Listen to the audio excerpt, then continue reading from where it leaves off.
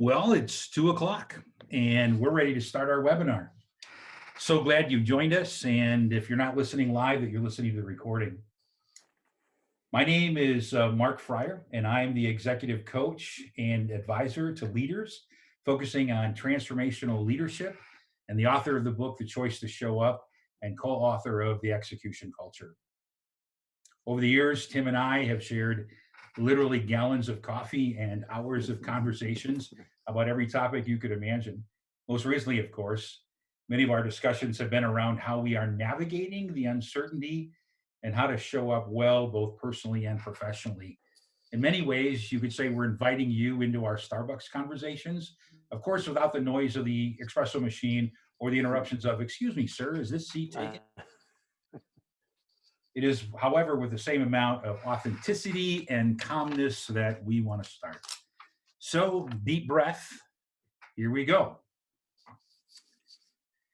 Wow, these times are surreal. I've been pondering a lot over the last couple of weeks the words from author David Kessler, where he writes and says, each of us is experiencing the collective loss of the world we knew. Think about it.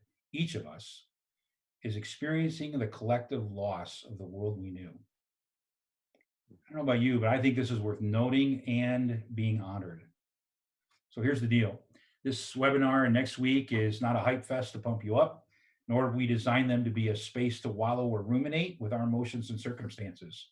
We have a clear intent, and it is to bring to light the science and art of facing reality, how to pivot, and then how to move toward productive action. That's why we've entitled this, Now What? The Path Out of the Pandemic.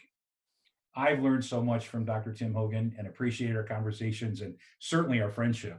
So welcome, Dr. Hogan.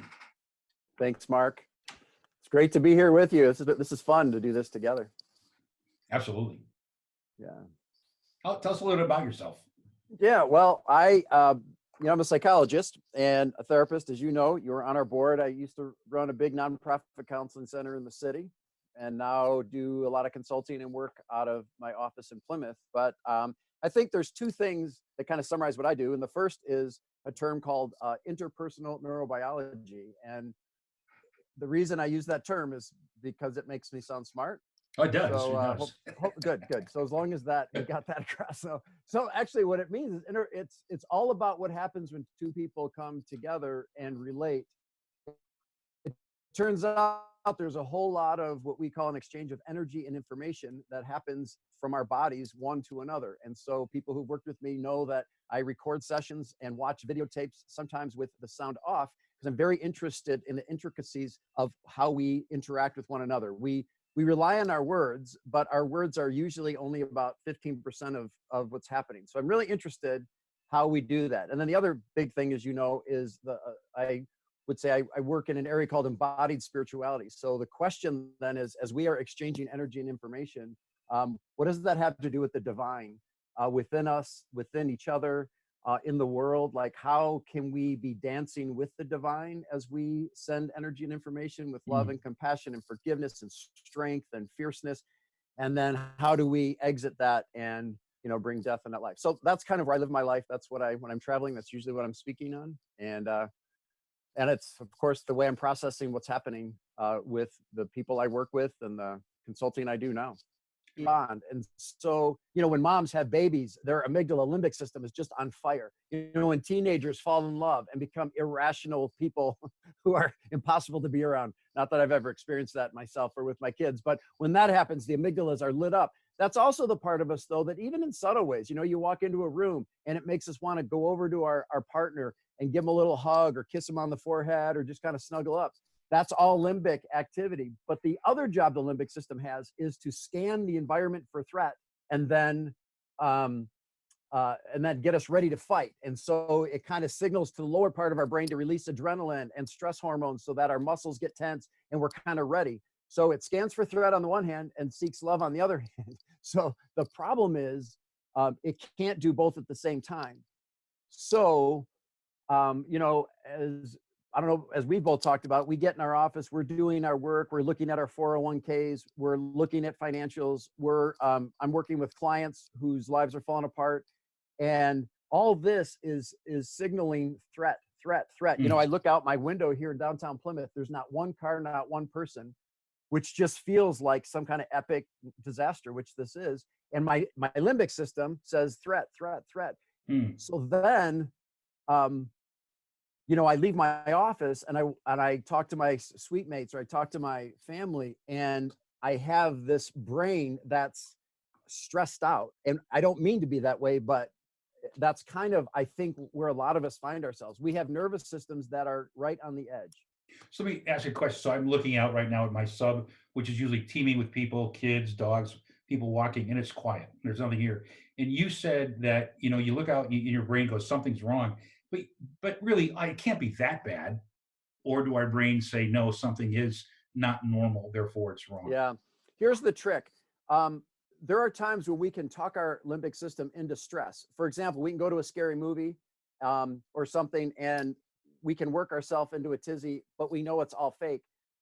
Right now, see, our brain has all these automated things that keep us grounded. You know, like as long as I know where to get my coffee, and everything's going to be fine. Like, but this has disrupted all of that. So Oh, got it. it's a pre-conscious thing. So I look out, no one's out there. I know the owners of all these businesses. I can only imagine how they're stressed. So my brain it's this little squirt of this stress juice into my brain, and it Hmm. creates a whole different neurobiology. And then this is what you and I started talking about yesterday. So then I leave my office, or I come out of my office if I'm working at home, and I go to interact with my family, Got it. and everyone thinks I'm mad at them or something, right? It reminded me of something. We call it like the leak or something. Yeah, There's like, right. Yeah. Yeah. In fact, actually, we teach this pre-COVID that there is mhm, something called the principle of the leak. Alrighty. And mhm, so at the end of the day, what happens is all of us leak, no matter whether we like it or not. And it has a more pervasive effect than anything we do say. So I can say, no, I'm fine. I'm going to suck it up. I'm going to come home and be nice to the kids or be nice to my spouse. But at the end of the day, that negativity is leaking, right? mhm, And it's also unconscious and unintentional, which is mhm. really at some level scary because I can try to say, no, I'll just shut down and I'll power through it. I'm smart. I can make this work. But the truth is, I can't hide that because people feel the energy. People Isn't that feel that something? leak. Is that right? Yeah. Oh man. And even if you're thinking to yourself, you know, like say you had your good centering meditative yoga thing, time deal, you got your mission statement, not making fun of these things. It's what gets me through my day. And Right. I'm absolutely crystal clear on my values and what I'm going to do. Um, if my brain has been washing and bathing in all this stress, when I come out, I just talked with a leader today who just said that his CEO, he keeps saying, I know he's mad at me. I know he's mad at me. Huh. And I'm saying, look, he might not be mad at you. He might be a little upset because your company's losing millions of dollars. And Right. this guy has never faced this before. I know it's hard to believe, but it might not be about you. But that's okay. What I really want to do is call the CEO and say, look, I get it. You're stressed out, but your people think you're mad at them because you're leaking that. Right, which is a whole other topic we could maybe deal with next time too, is the role of a Yes. leader, right? And what does Hmm. that really look like from that vantage point too? Oh, Man, absolutely. that Yeah. is Well, really intriguing. Go ahead.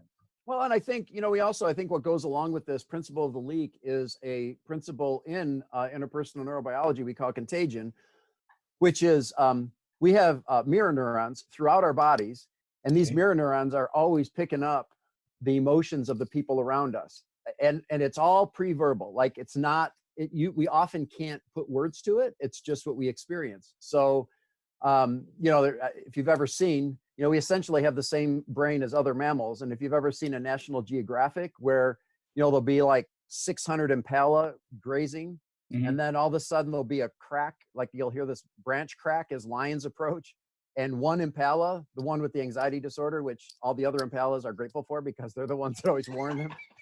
So the anxious impala goes, and then if you watch that within a second, 600 impalas go, everyone looks, Huh.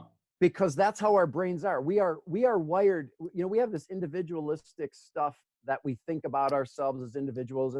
But you know, we know, we've talked about this. We are so connected with each other that the minute